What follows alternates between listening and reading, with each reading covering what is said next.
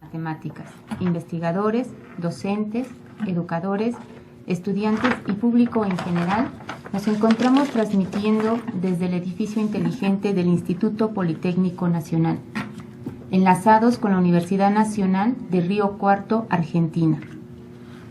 Con nuestra invitada, la doctora Patricia König, a quien agradecemos su disponibilidad para el cierre del 10º ciclo del seminario Repensar las Matemáticas, quien hablará de un tema que nos ocupa como profesionales de la educación: análisis de la introducción de los números decimales en un libro de texto.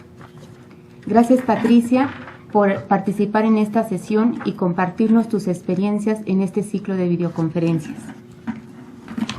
En esta ocasión estamos sentadas en esta mesa Claudia Flores Estrada, del CECIT 5 Benito Juárez, y una servidora, Isabel Segura, del CECIT 4 Lázaro Cárdenas, para entablar un diálogo con Patricia König con el tema Análisis de la introducción de los números decimales en un libro de texto.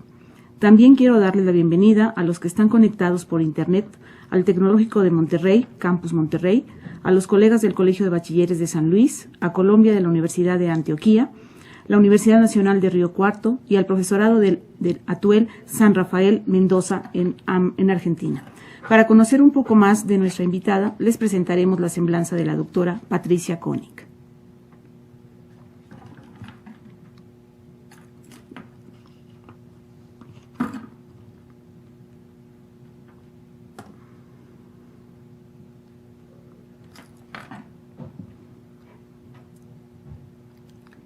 En un momento más nos pone la semblanza de nuestra invitada Patricia König, para ver su trayectoria que ha tenido hasta ahorita con sus diferentes investigaciones y especialmente sobre los números decimales.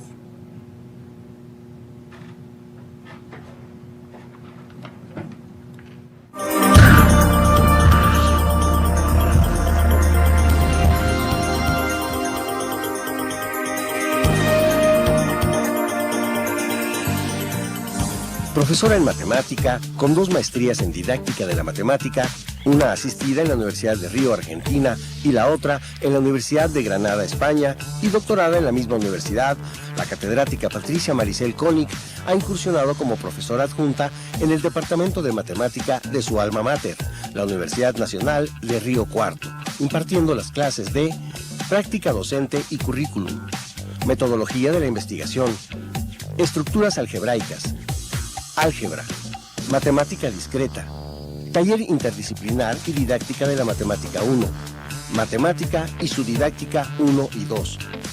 En cuanto a su producción en docencia, ha sido coautora de publicaciones educativas tales como Fortalecimiento de la enseñanza de las habilidades básicas de lengua y matemática, 2009.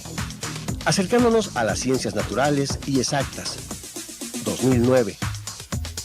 Desarrollando competencias en matemáticas, 2007.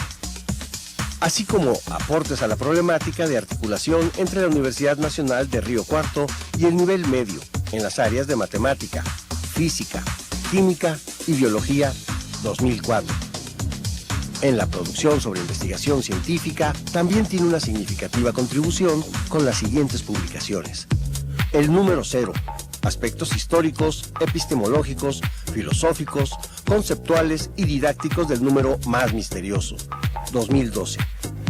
Comprender para entender la matemática, compartir modos de hacer para lograr un hacer compartido, 2008. Desarrollando competencias matemáticas, 2007. Configuraciones epistémicas asociadas al número pi, 2006. Cabe destacar que la doctora Koenig ha sido referida en más de 20 publicaciones en los últimos 5 años. Su trabajo no solo ha dejado huella en la docencia y en los libros, ha sido merecedora de la mención cum laude al acceder al título de doctor con una mención especial por la Universidad de Granada, por complementar los requisitos de informe favorable de 2 expertos extranjeros, Alemania y Portugal, presencia en el tribunal de un miembro de otro país encargado de juzgar la tesis doctoral, Italia. Su nombre y su presencia también ha estado activa en más de 20 reuniones científicas, entre las que destacan, por mencionar algunas, taller de estudio y reflexión sobre el conocimiento matemático en la formación docente en Argentina, Reunión Latinoamericana de Matemática Educativa en Colombia, Reunión Latinoamericana de Matemática Educativa en Brasil, Congreso Iberoamericano de Educación Matemática en Chile, Seminario de Investigación, Teorías y Métodos de Investigación en Educación Matemática en España. La matemática es, por definición, una ciencia que estudia las propiedades de los números y las relaciones que se establecen entre ellos. Quien aprende la matemática y comprende la sustancia de la que está hecha, donde quiera que haya un número, encontrará belleza. La doctora Koenig es digna representante de esa ciencia deductiva que estudia los entes abstractos y sus relaciones. Profesores, la dinámica de esta videoconferencia es la siguiente. Nosotros estableceremos un diálogo con la doctora Patricia Koenig alrededor del tema que hoy nos ocupa: análisis de la introducción de los números decimales en un libro de texto. Es un tema de gran interés para la enseñanza de la didáctica que cierra este ciclo. Mientras ustedes tendrán la oportunidad de elaborar sus preguntas y enviarlas al foro de discusión del seminario Repensar las Matemáticas. De igual manera, los que nos siguen por videoconferencia. En un momento más nos ponen la dirección. En la segunda parte se abrirá un espacio para dar respuesta a las preguntas que ustedes envíen al foro del seminario Repensar las Matemáticas. No olviden considerar su nombre completo y la institución para la que laboran. Les recomendamos que mientras siguen la transmisión anoten sus preguntas y comentarios y nos las hagan llegar. Gracias. El libro de texto, como ustedes saben, se considera como una de las formas que adopta el programa curricular para facilitar durante el proceso de enseñanza-aprendizaje, el cual, como dice Patricia Koenig, constituye uno de los referentes básicos para la organización de un proceso sobre la didáctica de las matemáticas en la enseñanza de los números decimales. Mediante las orientaciones curriculares e investigaciones didácticas, el docente busca de sus estudiantes logren el desarrollo de sus competencias para el entendimiento del conocimiento matemático. Patricia, ¿nos puedes decir cuál es la importancia del estudio durante el proceso de enseñanza-aprendizaje de los números decimales en el nivel básico o bien en la escolaridad obligatoria o si se puede dar en otros niveles educativos? Bien. Buenas tardes a todos. De igual modo agradezco muchísimo la invitación que han cursado desde el Instituto Politécnico Nacional. Para mí es un gran placer poder compartir las producciones, en particular esta que le tengo mucho cariño por pensar que atraviesa distintos sistemas educativos. Les agradecería la diapositiva número 2. Quisiera plantear la importancia que tiene los decimales.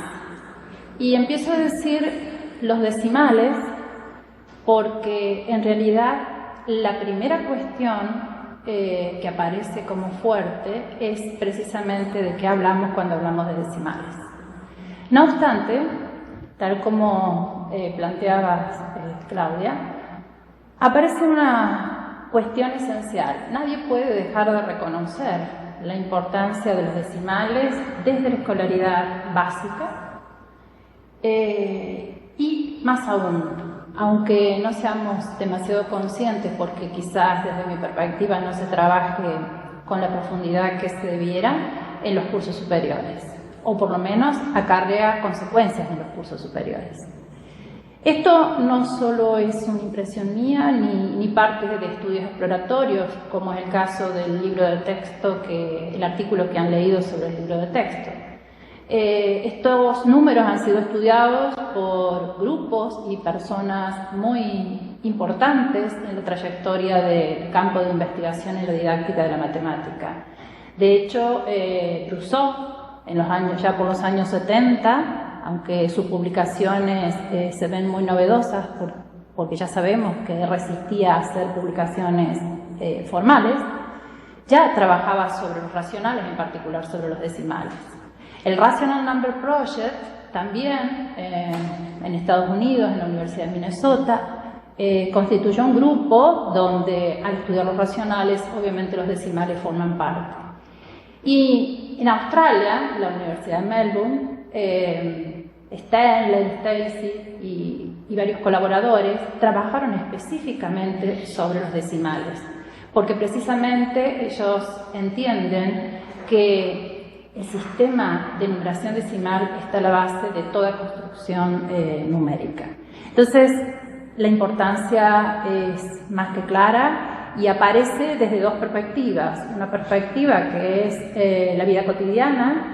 Nadie puede dejar de desconocer que necesitamos expresar cuestiones como la medida, pero también es un problema intramatemático, o sea, el avanzar hacia los desarrollos de nuevos campos numéricos.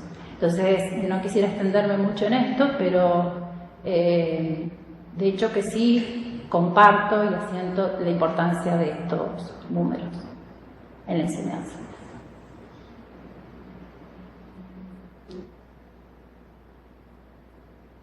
Estudio de los números decimales.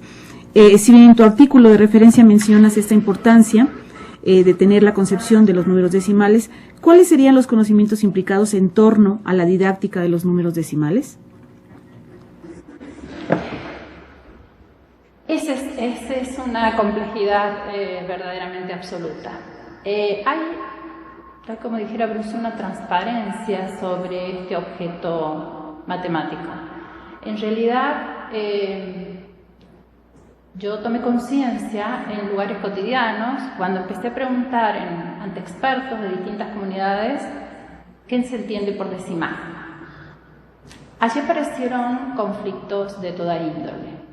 La pregunta básica, y del cual emerge obviamente este estudio exploratorio, porque es parte de una investigación mayor, que es la de mi tesis doctoral, es preguntarme por qué, a pesar de 30 o más años en que se han tratado estos temas y con mucha seriedad en distintas investigaciones, sin embargo no hay respuesta aún positiva en el aprendizaje de los niños en cuanto a los decimales.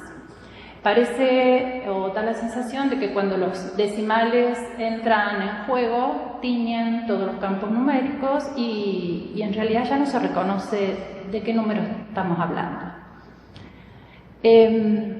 Entonces, mi primer problema fuerte fue pensar, ¿habrá que seguir estudiando a los niños? En realidad, no.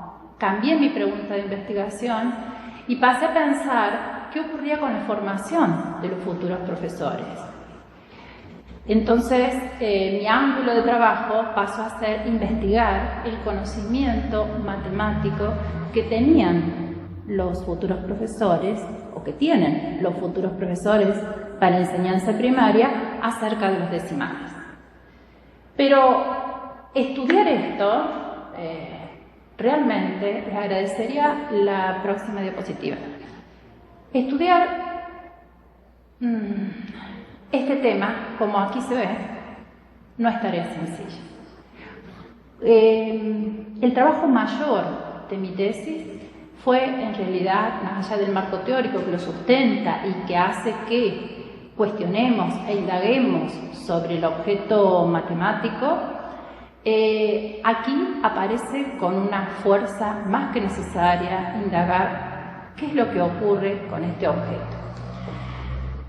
Quiero aclarar dos cosas. Recién comentaba de que cuando uno habla de decimal o de número decimal, aparecen distintas vertientes, tanto en la vida cotidiana, tanto en la comunidad educativa en diversos niveles, como en las investigaciones incluso.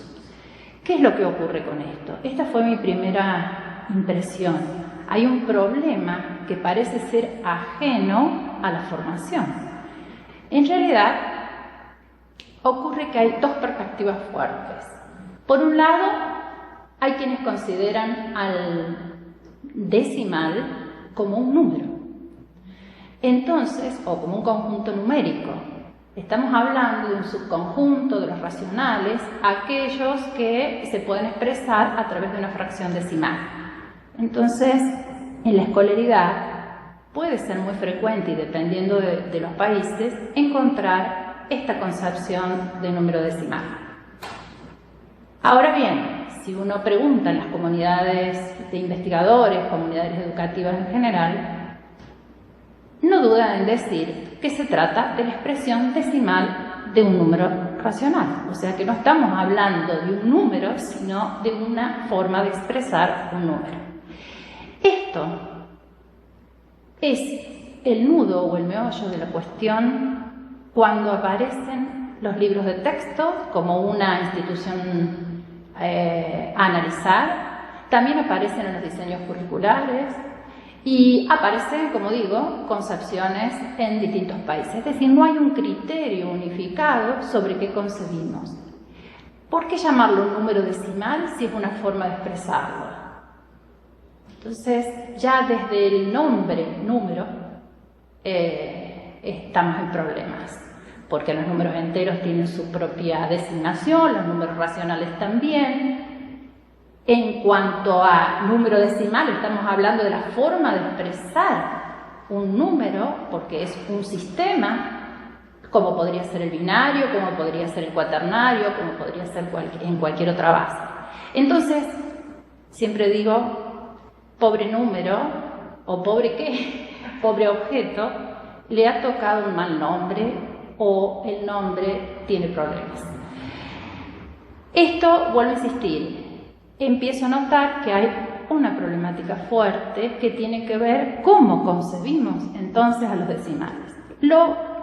El conflicto más grande, más fuerte, es el pensar que estas dos concepciones, además de otras, ¿no?, aparecen mezcladas, aparecen de manera difusa, a veces con preponderancia una, a veces con preponderancia otra en los libros de textos. Por eso el artículo que hoy nos compete. Esta complicación es una complicación de entrada. Entonces, sí que me convencí que había que estudiar el conocimiento que tenían los futuros profesores sobre los decimales, porque entonces, ¿qué formación? ¿Cuáles son los planes? ¿Cuáles son las planificaciones que ellos tienen respecto a su formación como futuros docentes? Y ahí nos encontramos otra vez con el mismo problema. Entonces, lejos de clarificar la cuestión, comienza a complejizarse. Quiero aclarar que en todo como mi tesis aborda evaluar conocimiento que tienen los futuros profesores sobre los decimales, yo tengo que adoptar ahí una posición, o como conjunto, o como expresión decimal de un número.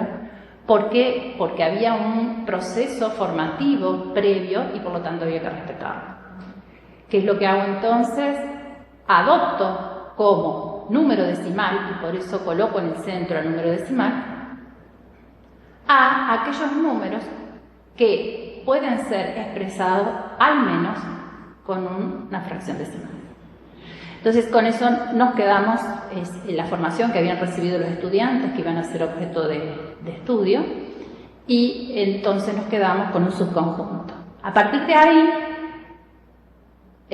comienzo mi investigación sin dejar de lado las concepciones que aparecen. Más allá de las formas en que pueda ser concebido, lo que sí es cierto que el decimal aparece con esta complejidad absoluta que se ve en esta diapositiva. Está vinculado a los campos numéricos, está vinculado a la representación, está vinculado a las operaciones y está vinculado a las propiedades, obviamente. Digo propiedades porque en realidad hay un problema fuerte y que me gustaría señalar, destacar y profundizar más adelante, que son los obstáculos que producen el querer caracterizar un número a través de una sola representación.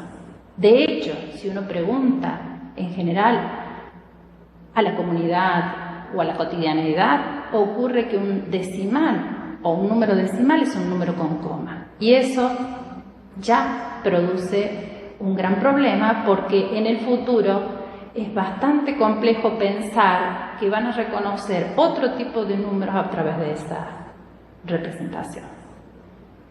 No quisiera extenderme más, en todo caso profundizo más adelante sobre esta complejidad. Cuando pienso en estos ejes fundamentales, estoy pensando en un enfoque teórico que me permite hacer esta mirada. O sea, no solo estoy mirando el concepto, estoy mirando las formas de representación o el lenguaje. Por eso es que aparece la expresión fraccionaria, decimal, la aproximación, la razón, la recta numérica, el porcentaje, incluso formas de gráficos rectangulares que uno podría tomar. En cuanto a las propiedades, son fundamentales porque son las que caracterizan a un número y entonces trabajar propiedades como el sucesor, como la densidad, para que a futuro no generen obstáculos didácticos en los racionales, son esenciales. En el caso de las operaciones, una cuestión fundamental es que generalmente se trabajan los algoritmos, pero generar situaciones a partir de ellos resulta bastante difícil encontrar problemas que se inventen a partir de un algoritmo. Muchas gracias, Patricia, muy interesante esta parte que tú trabajas, sobre todo en la formación de profesores, que no es tan sencillo. En ocasiones mencionamos que los estudiantes traen errores, pero errores que no solamente han sido a través de los que ellos realizan, sino también el profesor cómo entabla esta comunicación o esta enseñanza hacia el aprendizaje de los estudiantes. Y esta parte que nos menciona sobre la vinculación en la enseñanza primaria en relación a los números decimales, los campos numéricos, la representación, las propiedades y las operaciones que nos habla sobre decimales. Con esta parte que tú nos has mencionado en la formación de profesores y el gran interés que se tiene en el entendimiento de los números decimales que se ponen en juego en la práctica docente, aunque ya nos has mencionado algunos, ¿cuáles son los conflictos epistémicos y cognitivos que se presentan en la formación de profesores en la enseñanza de las matemáticas durante los números decimales? Bueno, voy a precisar o voy a generalizar algunos conflictos emergentes del estudio que he hecho, del estudio de la tesis, que lo puse a funcionar con 120 estudiantes para maestros. En realidad lo que hice fue construir, una cuestión que me parece fundamental aclarar y que en tan poco tiempo me parece difícil encuadrar es el análisis de este texto. Este texto ha contribuido a formar un referente, por ser un estudio exploratorio, un referente amplio, nunca lo suficiente, por supuesto, siempre puede ser ampliado, en relación a qué es o qué concebimos un decimal, desde todas las perspectivas. Eso lo podemos ver desde una sola dimensión, que es como objeto matemático, o sea, desde una dimensión epistémica. Pero lo importante es verlo, y sobre todo en el área problemática en que yo centré mi problema, es en la formación de profesores. Por lo tanto, lo que yo necesitaba evaluar era el conocimiento que poseían los futuros profesores. Si ese es mi problema, entonces necesito un instrumento, no había escapatoria al respecto, necesito un instrumento que me permita hacer esa valoración. Por lo tanto, necesito también una concepción que me pueda avalar qué entendemos por conocimiento del profesor. Entonces, encontré Siguiente diapositiva, por favor. Encontré una concepción que manejan Hill, Ball y Schilling respecto del conocimiento para la enseñanza. Ellas definen el conocimiento matemático para la enseñanza. Entonces encontré lo que yo llamaría vulgarmente un paraguas para iniciar el recorrido de mi tesis. ¿Qué es el conocimiento matemático para la enseñanza? Y en esto me atrapó la idea que ellos manejaron. En principio, que es un conocimiento diferente. No es el conocimiento que requiere un arquitecto, un ingeniero o cualquier otra profesión habilitada. En realidad es un conocimiento especial. De hecho, ellas, a través de este esquema podemos ver, y quizás muchos lo conozcan porque hay muchas investigaciones al respecto, categorizan el conocimiento matemático para la enseñanza. ¿Por qué? Porque lo distinguen. Hay un conocimiento del contenido y un conocimiento pedagógico del contenido. Pero lo fundamental y lo que me pareció más valioso de esta categorización es que ellos categorizan el contenido en conocimiento común, conocimiento especializado y conocimiento en el horizonte. El conocimiento común es el que yo les mencionaba, el que quiere una persona por cualquier formación que tiene y lo usa con toda libertad.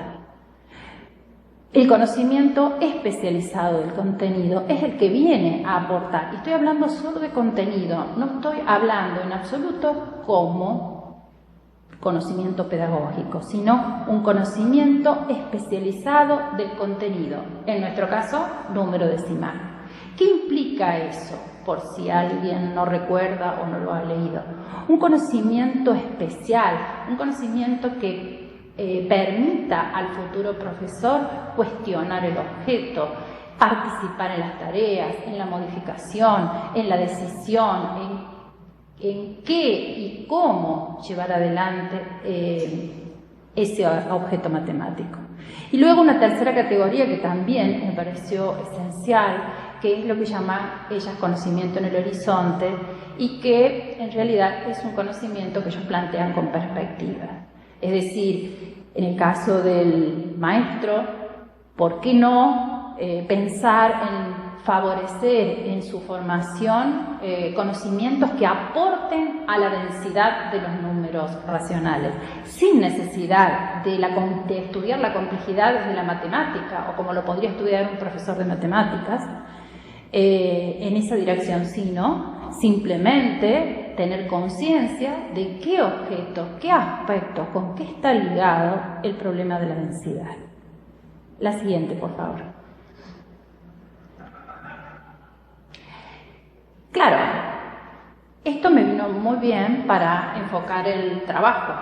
Es decir, yo ya tengo cómo definir el conocimiento para un profesor. Se trata de un conocimiento especial donde yo, por lo menos desde el punto de vista epistémico, desde el punto de vista del contenido, tengo varios elementos para observar. Pero resulta que estamos hablando del año 2011 y incluso todavía no hay grandes desarrollos, aunque a partir de esos años comenzaron a desarrollarse varias investigaciones. Ball y colaboradores no sistematizaban la forma de trabajar dentro de estas categorías. Entonces, mi segundo problema fue cómo abordo el estudio de estas categorías si no tengo herramientas o el enfoque que ellas plantean no me provee de herramientas para abordarlo. No olviden que yo necesitaba construir un instrumento con todas las letras, con todo el rigor que significa la construcción de un instrumento en términos estadísticos, ¿no? Entonces encuentro el marco teórico dentro de la didáctica de la matemática que me provee las herramientas. La noción de análisis didáctico, que es la noción central que yo considero que es la perspectiva para la formación de los futuros profesores, y que está puesta allí textualmente: estudio sistemático de los factores que condicionan los procesos de enseñanza y aprendizaje de un contenido curricular o de aspectos parciales del mismo, con herramientas teóricas y metodológicas específicas. Este constructo teórico proviene del enfoque ontosemiótico del conocimiento y la instrucción matemática, que lidera el doctor Godino, y que, bueno, se conocen, por supuesto, muchas de sus producciones, y quien ha dirigido, por supuesto, mi tesis y compartido este artículo que estamos, motivo de esta conferencia. La siguiente, por favor, diapositiva. El análisis didáctico implica entonces tener herramientas. ¿Qué ocurre con el enfoque ontosemiótico? Toma esta idea de Deborah Boll para lograr operativizar estas categorías, y entonces, en términos generales voy a decir, hay un artículo muy interesante que escribe el doctor Godino y allí aparece su dirección electrónica, se publica en la revista Unión, que son las categorías de análisis de los conocimientos del profesor de matemática. Entonces encontramos herramientas, en ese esquema se muestran a través de un proceso de estudio las dimensiones y las facetas o niveles en que podemos interaccionar. Entonces aparece la complejidad y aparecen las herramientas teóricas que me van a dar elementos de análisis para esa valoración que pensaba hacer. Solo nos quedamos en la dimensión epistémica y cognitiva, es decir, un estudio profundo del objeto y un estudio profundo de los significados personales de los sujetos luego de aplicado el instrumento. ¿Qué es lo que miramos? Fundamentalmente prácticas. Cuando decimos práctica es toda manifestación que pone en marcha un sujeto o una institución en el hacer matemático. Por lo tanto, el instrumento está construido con ítems. Los ítems son situaciones problemáticas, no son ítems cortitos, como suelen ser este tipo de instrumentos, sino que lo que pretenden medir es un enfoque de tipo más bien cualitativo que cuantitativo.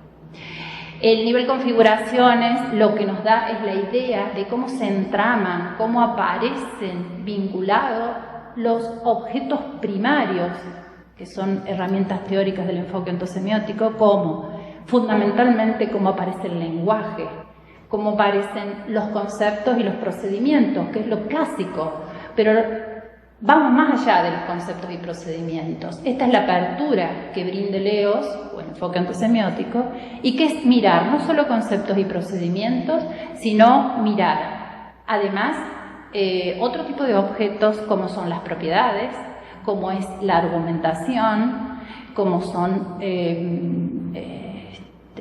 el lenguaje, como decía recién, que es revelador de todo lo que se hace en matemática, y más aún si pensamos cómo se configuran esos elementos. Por eso es que nos quedamos con esos dos niveles, prácticas y configuraciones. La siguiente, por favor. Muestro esto rápidamente porque en realidad lo que quiero sintetizar con esto, que es la complejidad del proceso y entender un poco por qué se hace este tipo de análisis.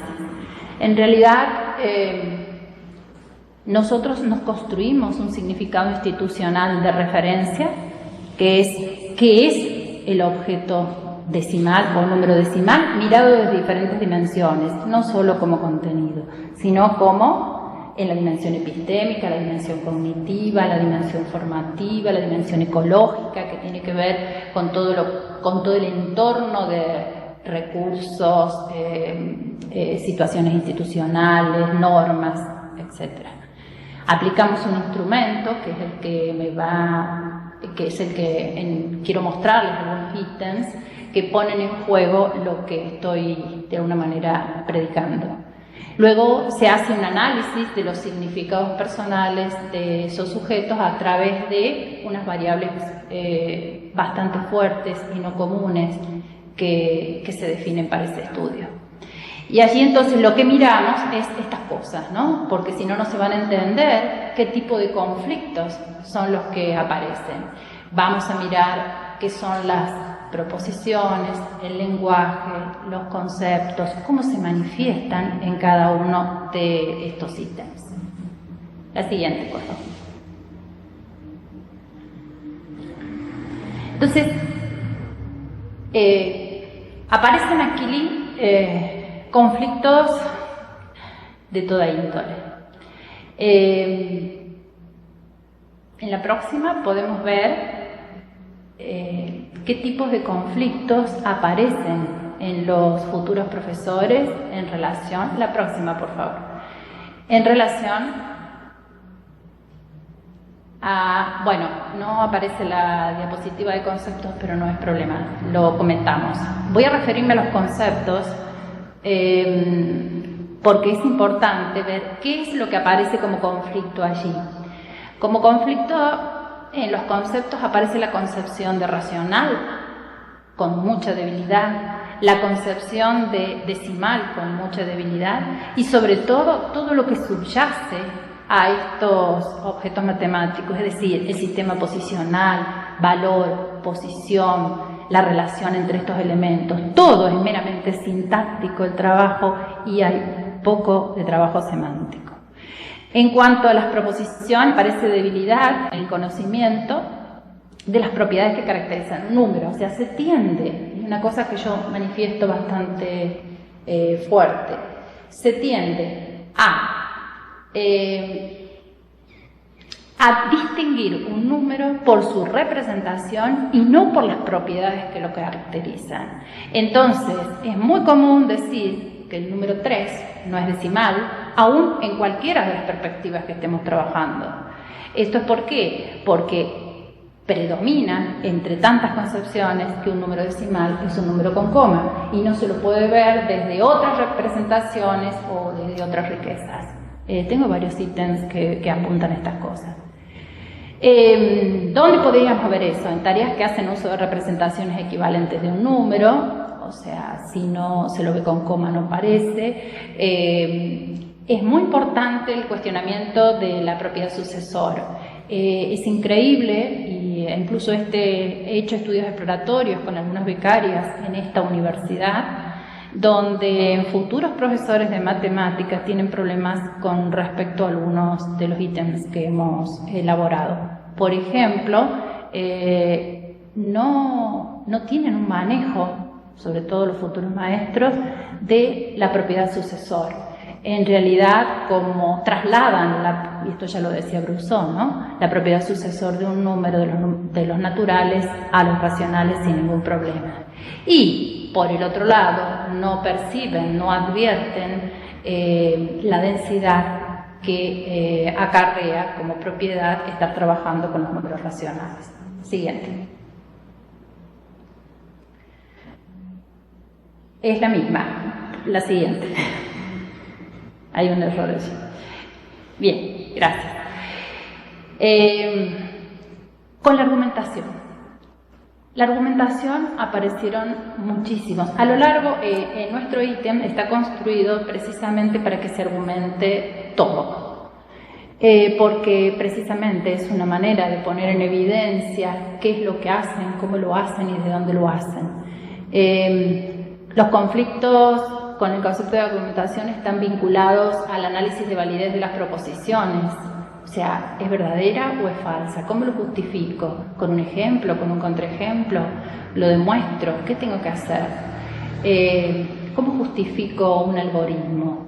Hay un ítem que pretende pensar, si un niño pregunta por qué los decimales se multiplican así y solo se le da la técnica, en realidad no hay manera de que puedan dar una justificación sobre esto. Hay como esquemas predominantes, esto lo declaró ahí, toda la argumentación se hace por autoridad externa, porque alguien lo dijo, o porque es así, o por cuestiones empíricas, con que de dos casitos particulares la situación está resuelta. La siguiente. En cuanto al lenguaje, para nosotros el lenguaje dentro de este enfoque es absolutamente importante, no solo como un objeto primario, sino porque es transversal a toda la teoría. Entonces, ¿qué pasa con el lenguaje? Hay limitaciones en la precisión y el rigor del lenguaje. Cuando hablo de rigor no hablo de escribir bien, simplemente es cómo justifico proposiciones, cómo justifico los procesos. No se muestra habilidad en poder redactar situaciones, en poder dar un problema a propósito de un contexto, un cuestionamiento.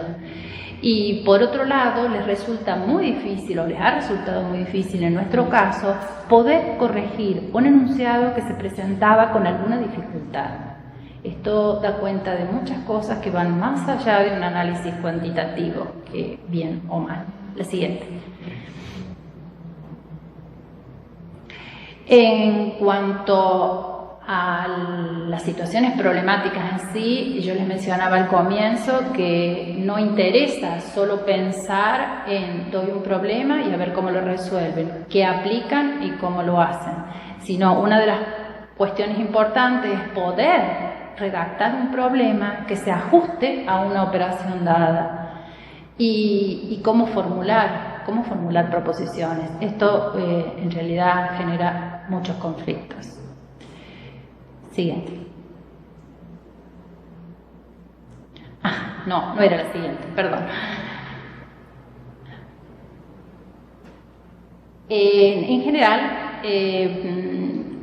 se pueden hablar de muchísimos conflictos con precisión, con mucha precisión, pero preferí mostrarles en términos genéricos qué tipo de problemas o problemáticas y vinculadas a qué objetos concretamente aparecen, porque me parece que esto verdaderamente puede ser de ayuda a quienes tengamos la responsabilidad de formar futuros profesores.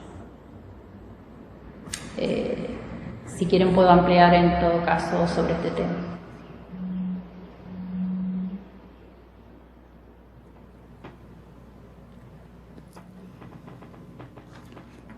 Bien, bueno, muchas gracias, muy interesante, sin duda lo que nos has comentado.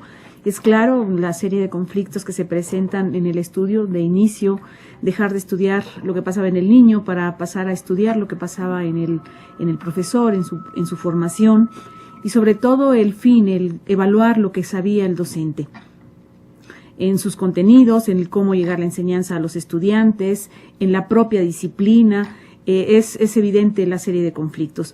En ese sentido, ¿cómo equilibrar el conocimiento pedagógico y el conocimiento de la propia disciplina del docente ante la exposición en el aula de este concepto tan difícil?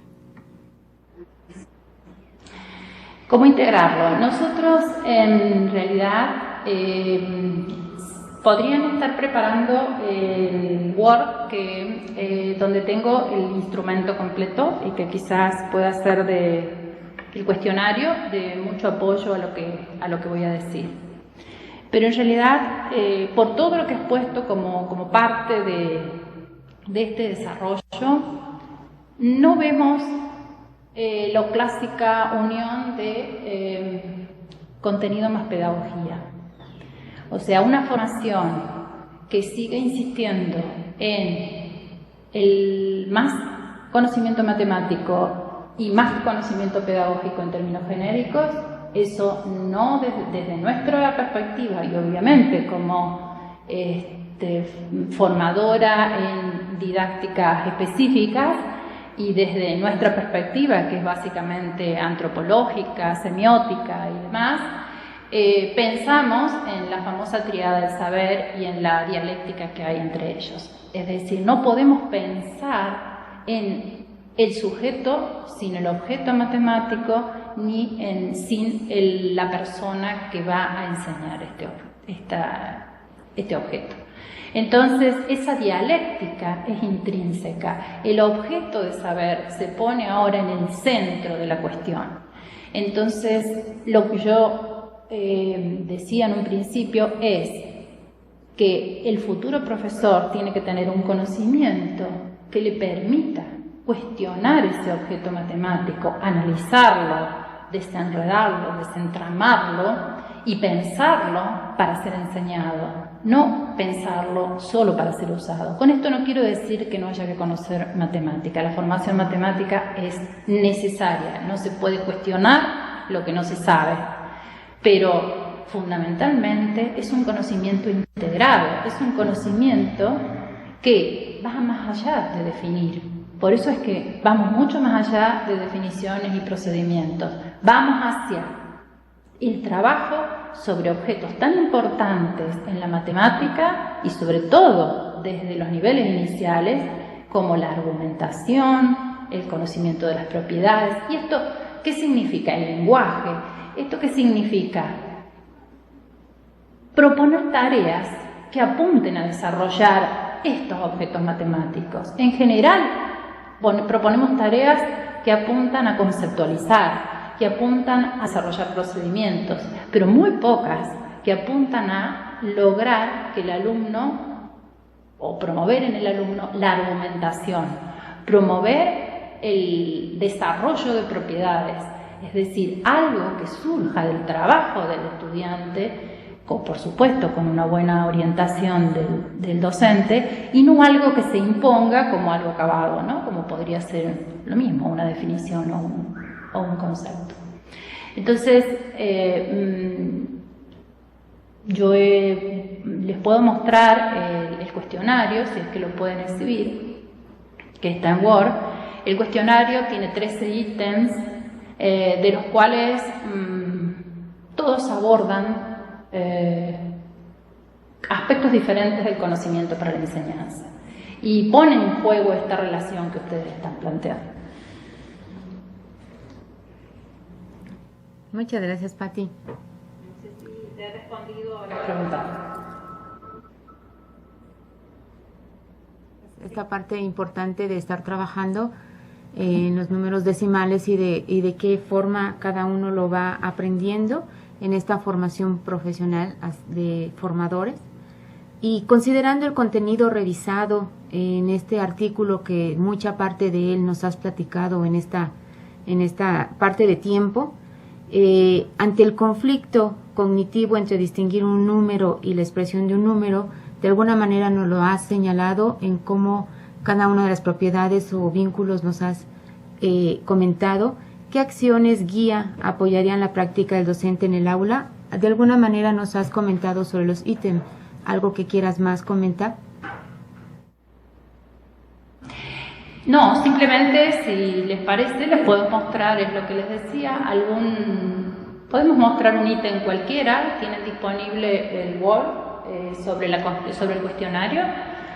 Podemos mostrar un ítem que en realidad para mí, más que valorativo, es un ítem formativo, y podré explicarles un poquito porque no sé si tenemos tiempo aún o ya estamos fuera de tiempo. Sí, si no te parece mal, lo pondríamos en la página web de estos cuestionarios que tú nos mencionas, para que quienes nos siguen, pues ellos lo puedan ver y a través del foro de discusión nos lo puedan comentar. Perfecto, de acuerdo.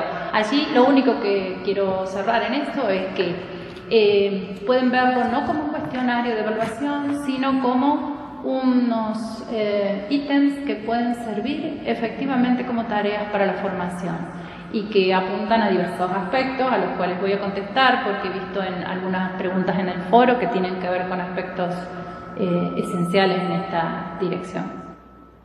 Con mucho gusto. Bien, profesores, el tiempo de la primera fase ha terminado, muy interesante, por cierto. Ahora vamos a dar entrada a las sedes que nos siguen por videoconferencia, alterando las preguntas que nos hicieron llegar al foro. ¿Quiénes están conectados por ahí?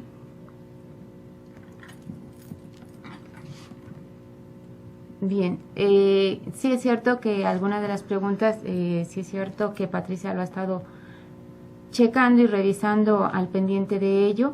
En este caso, Ivana Pérez hace comentarios sobre el documento de referencia, sobre el análisis de la introducción de los números decimales en el libro de contexto. Y cuando mencionas que es necesario un trabajo sistémico con los distintos tipos de representaciones y sus formas de trabajo, equivalencia, que no queden reducidas a la mera manipulación de símbolos. Te pregunta si se hace referencia a trabajar las distintas formas de representación en el mismo registro numérico o en los diferentes registros. En realidad, lo que apuntaba es precisamente eso, a la ampliación de las formas de representación. En realidad, podríamos hablar, muchas son por la naturaleza del objeto, en un registro, en un mismo tipo de registro. O sea, podemos hablar de 0,3, podemos hablar de 3 décimos como fracción, pero también hay precisamente uno de los ítems que muestra esa diversidad de modos de representación. Y entonces pedimos que números como 1/3, por ejemplo, que tiene complejidad para ser representado con cierta precisión, ¿no? Pensando en cómo fraccionar justamente por su periodicidad, ocurre que muchos de los futuros profesores es como que no les dan importancia a marcar 0,3 a 1/3, como si fuesen exactamente la misma cosa. Entonces, lo que yo decía de las representaciones, 2 representaciones diferentes que no son conscientes de la naturaleza del objeto, que uno es un racional con infinitas cifras decimales periódicas y que el otro es una expresión decimal finita, conllevan a números diferentes. Entonces, he puesto la recta como un tercer objeto de representación y donde la recta permite visualizar este problema.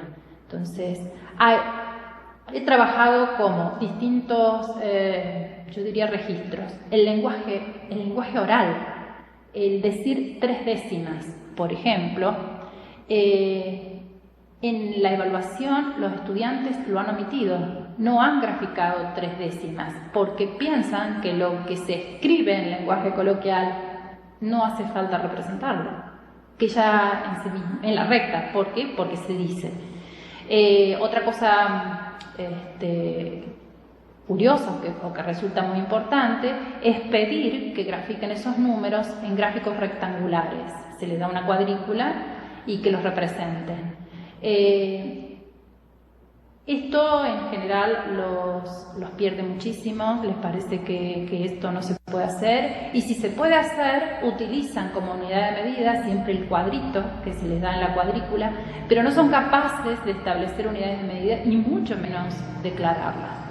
O sea, estamos diciendo que las distintas formas de representación aportan desde esta teoría a un significado diferente del objeto matemático y no que una prevalezca sobre la otra. El problema es que quedarse con un solo tipo de representación da algunos aspectos parciales del objeto, pero encubre otros aspectos que hacen que, quedándose con un tipo de representación, a la hora de reconocer el estatus de un número, eso sea una complejidad. Entonces, sí que soy partidaria de utilizar no solo todo tipo de representaciones, como la recta, el lenguaje simbólico, los chicos más pequeños, el gestual, muy importante para determinar mitad, tercio, lo que fuere. La recta, como cada uno de estos objetos, de estos registros, hacen que explote o ponga a funcionar un aspecto o un significado diferente del objeto.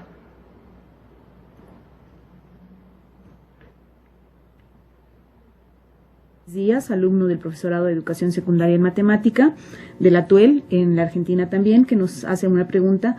Dice, ¿qué estrategia implementar para que el alumno identifique correctamente la comparación de los números decimales sin interferir en sus enfoques para producir su propio conocimiento? Perdón, yo la tengo la pregunta, pero no se oye bien.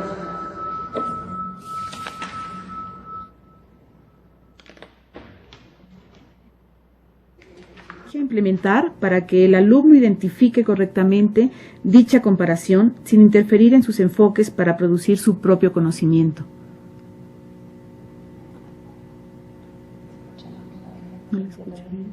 A ver si la encuentro, yo lo pregunto.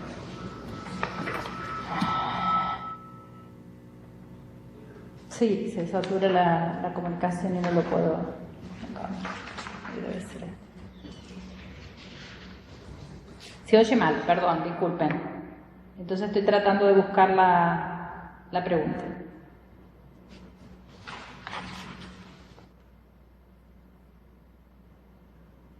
Alexis, sí, lo recuerdo, pero no recuerdo exactamente la pregunta. Él comenta sobre qué estrategias, que de alguna manera lo has mencionado, sobre qué estrategias implementar. Ok, muchas gracias. Ya, sí, perdón. Lo que pasa es que se oía muy mal y no recordaba lo que él había preguntado.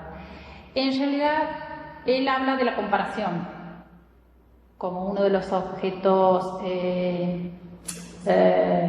cómo favorecer la comparación, ¿verdad? Sí, bien. Él ha puesto lo que nosotros llamamos vulgarmente el dedo en la llaga.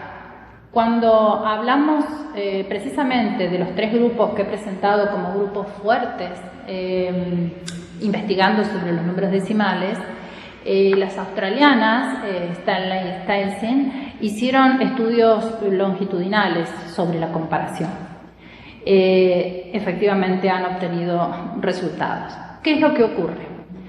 En la práctica, generalmente, y no digo que en todos los sitios, pero normalmente por lo que hemos visto hasta el momento, la comparación siempre se realiza entre decimales cuya parte decimal solo tiene 2 cifras. Esto puede ser un fenómeno que proviene de cómo se introducen los decimales en los textos y a veces en las clases. Generalmente, o lo más frecuente, es ver la introducción de los decimales con el sistema monetario. Y el sistema monetario tiene una particularidad, no permite ir más allá de las centésimas. Entonces, a mí me ocurrió particularmente una situación muy graciosa y no tanto, porque luego cuando uno lo piensa no es así. Cuando a un niño le escribimos un tercer decimal, dijo, pero ¿eso existe? ¿Qué significa? Entonces, una de las cuestiones que incluso marcan las investigaciones de gente que se doctoró con Brousseau, sostienen que el contexto monetario no es el mejor para introducirlo, no dejar de introducirlo porque es cotidiano, pero el mejor contexto para introducir los decimales sería el contexto de la medida, porque este problema, como otros, y además donde ha surgido en la vida cotidiana por una necesidad de medir, es donde mejor se puede desarrollar el tema. Entonces, si el contexto es de medida, ¿por qué siempre cuando en los textos se ponen ejercitaciones de comparación se lo hace con números que tienen el mismo número de cifras decimales? Entonces, ¿qué es lo que promueve, como dice Brousseau, como obstáculo? En realidad es didáctico, pero que se convierte en cognitivo. Es hacer que este número decimal, miro las partes enteras, miro la parte decimal como si fuera otra parte entera, y entonces las comparo. Y las comparo porque no tengo ningún problema, tienen la misma cantidad de cifras, pero sí que hay problemas, porque aparece el cero, que también lo trato en mi tesis, como una de las dificultades que todos sabemos tiene, como valor, como posición, que se entiende en este sentido.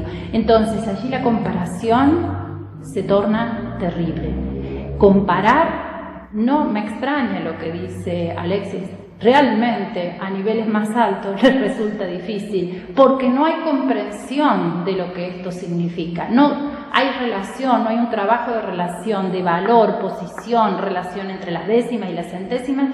Con eso estoy diciendo que no a nivel discurso, sino a nivel realmente semántico. Trabajar esas relaciones, trabajarlas desde distintas perspectivas y no recitarlas como normalmente se hace, un décimo equivale a tal, 2 décimos equivale a tal, cosa que obviamente nunca se puede apelar al razonamiento cuando se trabaja de esa manera. Muchas gracias, Patti. Esta parte nos mencionas del lenguaje coloquial. El lenguaje coloquial que cada país tiene, cómo percibe la concepción de los números decimales y cómo concibe cada docente para poderlo llevar a la práctica docente, al aula. Y bueno, siempre este tipo de cosas nos pone en cuestionamiento. cómo cada uno de nosotros lo puede llevar al aula, y sin lugar a duda esta parte de información que tú nos has mencionado en este artículo que nos das, y también el artículo, el complementario, donde nos muestras algunos ítems o ejemplos donde diferentes estudiantes y profesores logran esta concepción. Franco Martínez Arco, del Colegio Victoria, también menciona ciertos errores que se cometen, no solo, bueno, pues en este caso en México, y él pregunta que cuál sería la metodología para abordar este tema sin crear confusión en los estudiantes. Es un gran tema. Como decía al principio, creo que este objeto matemático, yo sé que estamos apurados, y que apurados en el sentido de que queremos que nos digan cómo hacer con todo esto. Yo vuelvo a insistir, lo que he hecho es un trabajo que creo muy amplio sobre valoración, indagar, cómo, que a la vez, por lo que he hecho en estos últimos años, y he puesto estos ítems, no con una idea valorativa, sino con una idea formativa, he visto que lo que hay que primero hacer es, quizás en muchos casos, cambiar un poco la currícula de la formación de profesores, puede ser un elemento, ver si los objetos que subyacen al número decimal o a la expresión decimal de un número. En este sentido, vuelvo a insistir, yo no estoy a favor ni en contra de tomar una posición o la otra. El problema es no ser consciente de qué posición se está tomando y lo que ello implica a futuro para el estudiante. No olvidemos que se trate en la escuela primaria como un conjunto numérico, que no sabemos bien qué es ni qué rol juega. Luego aparecen los racionales. ¿Qué tienen que ver con los decimales? ¿Están incluidos, no están incluidos, están fuera, están adentro? ¿Qué relación tienen si no lo hago intermedio de las propiedades? O lo expreso como expresión decimal de un número racional y aparece como una forma de expresión más, y es totalmente lícito trabajar. El problema primario es la coherencia esta. ¿Desde dónde o qué concebimos como decimal? Francia, de hecho, hasta hace poco, no tengo conciencia de este año concretamente, pero sí ha habido cambios, ha adoptado para la escolaridad primaria la definición de número decimal como un subconjunto de los racionales. Y lo trabajan de esta manera porque consideran que para la escolaridad primaria esa forma es adecuada y pertinente. Otros países, o la mayoría, en Argentina en estos momentos, en estos últimos años, se está tratando de ver, e incluso he visto en algunos textos nuevos, este tratamiento como una forma de expresión. No obstante, siguen mezclados los problemas.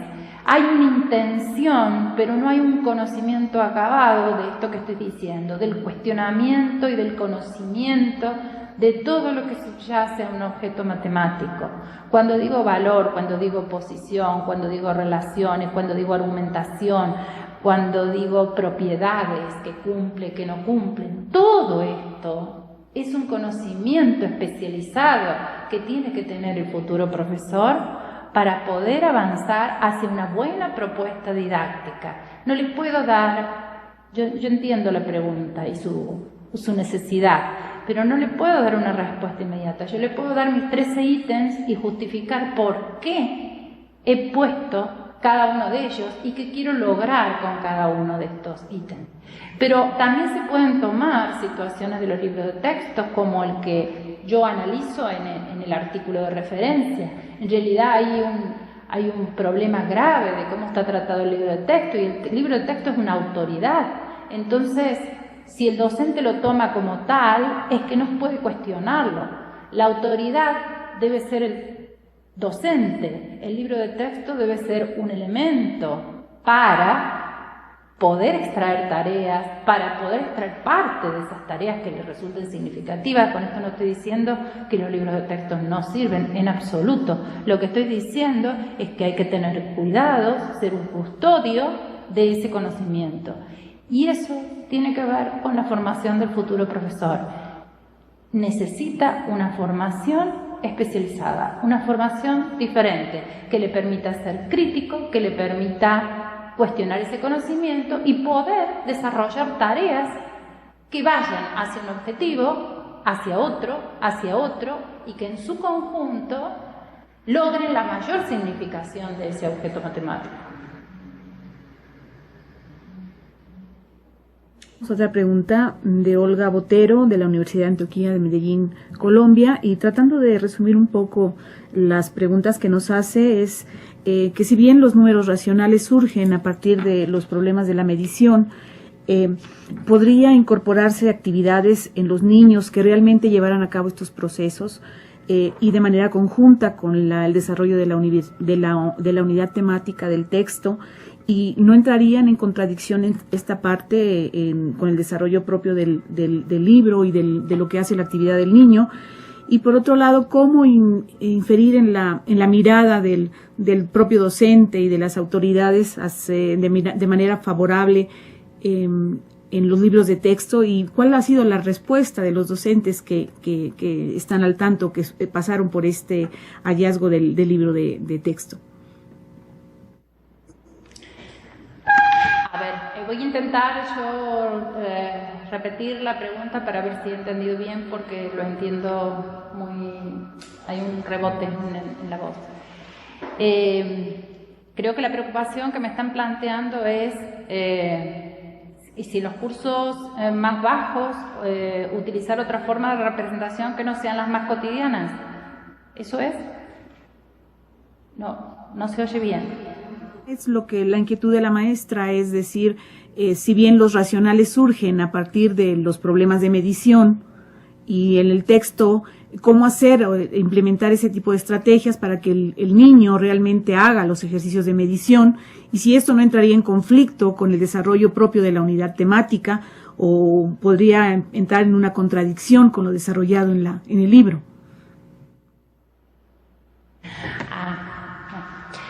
En realidad no considero que vaya a haber contradicciones en un desarrollo de este tipo. A ver, cuando hay un problema asociado a la medición que tampoco aparece como trabajo desde los niños. De hecho, yo he trabajado con el número pi, y este es el mejor ejemplo de considerar a pi como un decimal. Esto es casi el 80% de las personas consideran a pi como un decimal. ¿Qué acarrea? ¿De dónde vienen estos obstáculos realmente de la enseñanza? Se usan tan naturalmente porque no hay un trabajo ya desde chicos que se puede hacer sin ninguna duda de la aproximación. El tema en la medida, es cierto que si pensamos en la medida matemática y pensamos en la medida cotidiana, no hay manera de pegar estas dos cuestiones. El problema en la enseñanza no es tratar de pegar, sino de no obstaculizar. En realidad, desde niños, lo que hay que tratar, yo diría, más bien es evitar problemas a futuro. Es decir, si yo introduzco, por decir una cuestión, el número pi, con la fórmula de la longitud de la circunferencia en un sexto grado, niños de 10 años, 11 años, como lo he visto en muchos textos, ese objeto matemático aparece allí con un estatus dado, y yo no estoy diciendo que los niños a esa edad tengan que saber lo que es un irracional, pero sí no hay que generar la idea de que no lo es. Nunca más pi asume el estatus de número racional y se lo va a considerar dentro de ese conjunto. Nunca más, aún en las edades adultas. ¿Qué es lo que ocurre ahí? Porque se pasa este objeto matemático por encima. Es más importante otorgar la fórmula, porque de hecho medir el contorno de algo circular es un problema cotidiano e importante, pero el problema es cómo se trata ese objeto matemático. Entonces, no viene mal un pequeño laboratorio donde emerja esa constante, aunque nunca sepan que se llama pi, pero que sí mide 3 y un poco más, y que es constante más allá del tamaño de los círculos que se estén trabajando. O sea, hay trabajos, hay laboratorios, hay tareas, hay prácticas como las que preguntaban algunos de los, como algunas de las preguntas que se hacían, que se pueden pensar, que favorezcan esta concepción futura de número, futura y bueno, y no sé hasta dónde, y no que obstaculicen la concepción. Entonces, tampoco es cuestión de qué, sino del cómo. ¿Cómo pienso para esta escolaridad estos objetos? Sé que es un trabajo arduo, sé que es un trabajo diferente, sé que remueve muchas cuestiones, pero también estoy convencida de que no hay otro modo de hacer cambios sustanciales y radicales en las concepciones de las personas que no sea a través de un trabajo riguroso en esta dirección. A ver, yo no creo que haya contradicciones, las contradicciones las provocamos a veces nosotros.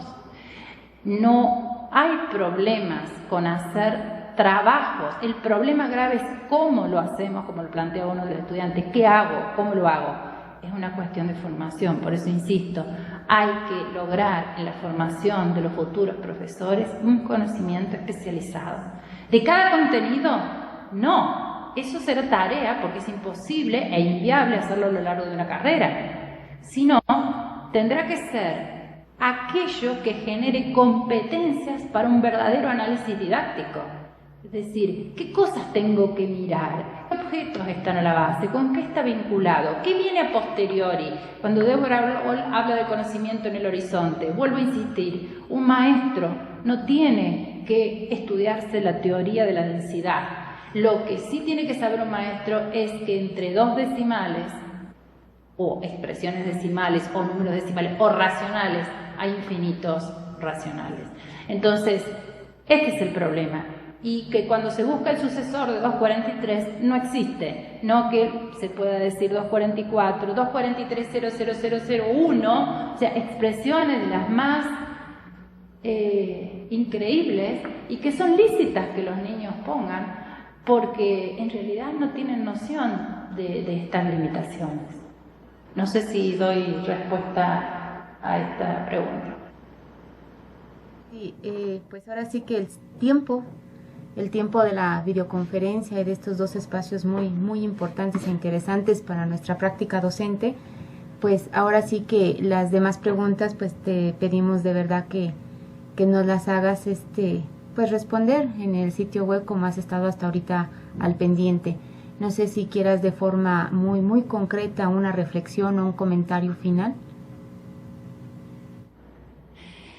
En principio, agradecer esta posibilidad de transmitir esta posición, ya sea epistemológica, ya sea muy específica de la didáctica de la matemática, desde un posicionamiento, entiendo, también teórico muy específico, aunque me he formado también en teoría de situaciones, que es la base.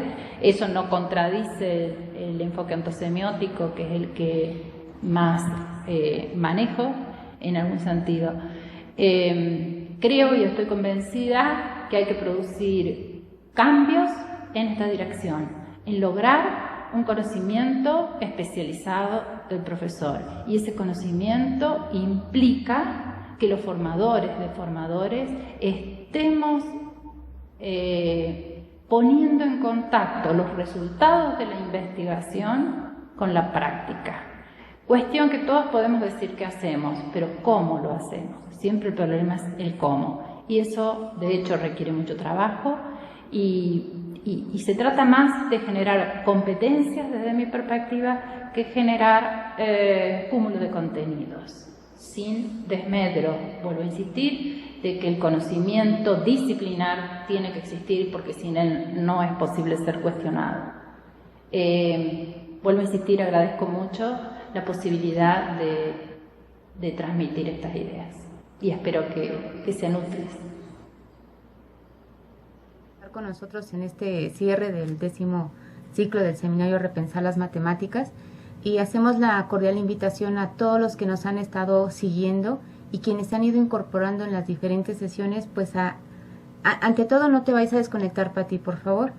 Esta invitación a todos los que han estado participando y que se han ido incorporando en las diferentes sesiones, pues a que se termine la entrega para acreditar las 80 horas del seminario Repensar las Matemáticas de este 10º ciclo. Es necesario que participen en los foros de discusión de cada una de las sesiones, teniendo 3 participaciones, que pueden ser preguntas al investigador o comentario de algún otro colega que ha tomado alguna intervención, o bien un comentario de forma personal hacia su práctica docente. Y este ensayo que tenga que ver la vinculación sobre las investigaciones que nos han permitido los diferentes investigadores en estas sesiones del seminario Repensar las Matemáticas del 10º ciclo hacia la práctica docente. Para la entrega hay más indicaciones en la página web, que sería el 30 de noviembre, con su ensayo, por favor. Y bueno, en esta ocasión, he sabido de que la sede ha sido Esiquie. Hoy nos acompaña Guadalupe Montserrat Torres Quirós, jefa del Departamento de Formación Básica, quien nos va a dar el cierre de este 10º ciclo. Muchas gracias por estar aquí. Gracias. Buenas tardes a todos los que siguen esta transmisión.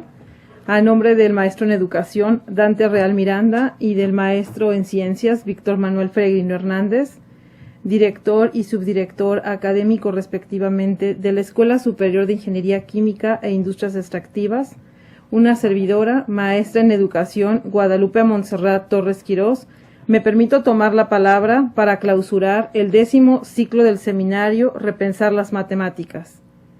Con la sesión 81, dirigida por la doctora Patricia Koenig, que acaba de concluir, le damos cierre al 10º ciclo del seminario Repensar las Matemáticas.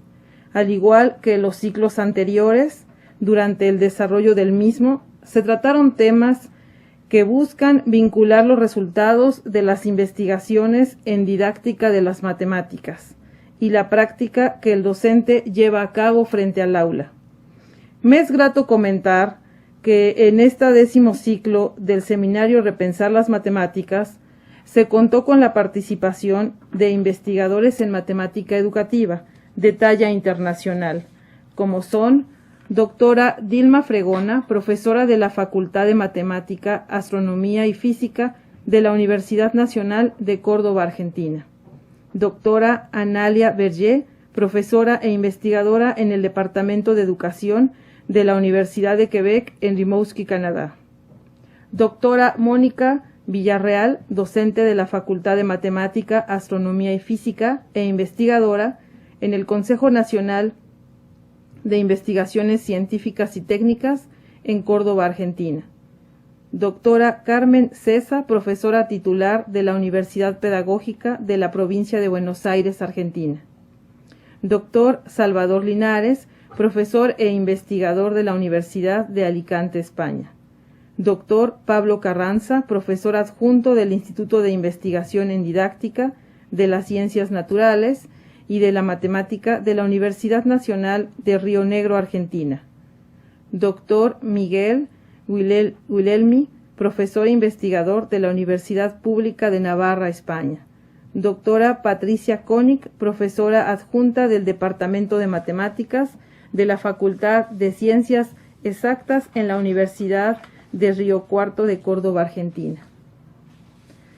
Asimismo, los docentes que condujeron el diálogo con los investigadores invitados por videoconferencia proceden de distintas unidades académicas del Instituto Politécnico Nacional de los niveles medio superior y superior, del Colegio de Ciencias y Humanidades Plantel Sur de la Universidad Nacional Autónoma de México, del Instituto Nacional de Enseñanza Superior del Atuel, Argentina, del Colegio de Bachilleres de San Luis Potosí, de la Universidad de Antioquia, Colombia, y del Instituto Tecnológico de Estudios Superiores de Monterrey, Campus Monterrey. En este 10º ciclo destacó la participación de docentes de los Centros de Estudios Científicos y Tecnológicos CECIT, CECIT 2, CECIT 5, CECIT 7, CECIT 12, CECIT 13, de la Escuela Superior de Ingeniería Química e Industrias Extractivas, de la Escuela Superior de Ingeniería Mecánica y Eléctrica Zacatenco, de la Escuela Superior de Turismo, de la Escuela Secundaria Técnica número 97 en Sabanilla, Chiapas, de diferentes unidades del Colegio de Bachilleres de San Luis Potosí, de la Universidad de Antioquía en Medellín, Colombia, y del Instituto de Enseñanza Superior del Atuel en San Rafael, Mendoza, Argentina, lo cual deja ver que el seminario Repensar las Matemáticas está adquiriendo cada vez más un carácter internacional, gracias a que las temáticas desarrolladas se transmiten por videoconferencia, parte medular del seminario. Esto representa una gran oportunidad para interactuar y formar redes de colaboración con alumnos, docentes e investigadores de todas las unidades académicas e instituciones educativas participantes. Pero sabemos que todo proyecto exitoso requiere del apoyo de varios actores. Es por ello que para clausurar este seminario, quiero agradecer en primer lugar, el apoyo del maestro en educación, Dante Real Miranda, director de la Escuela Superior de Ingeniería Química e Industrias Extractivas, quien siempre atendió en forma oportuna las gestiones necesarias para el buen desarrollo del seminario.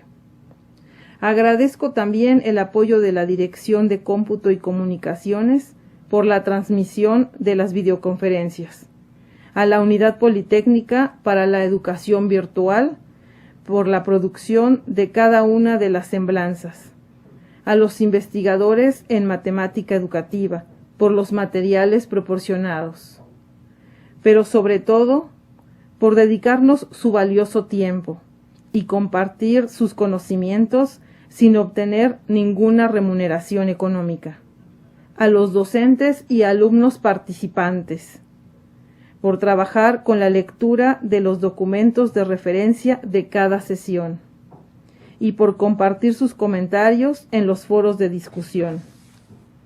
Y por último, aunque no menos importante, agradezco el invaluable apoyo del equipo multidisciplinario de la Red de Investigación e Innovación en Educación, Estadística y Matemática Educativa, fundadores y organizadores de todos los ciclos de este seminario.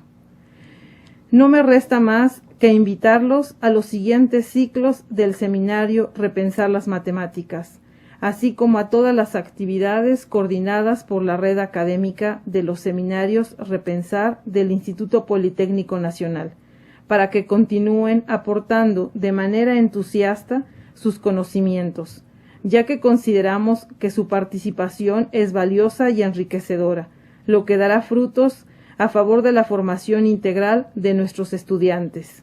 Gracias a todos y buen día.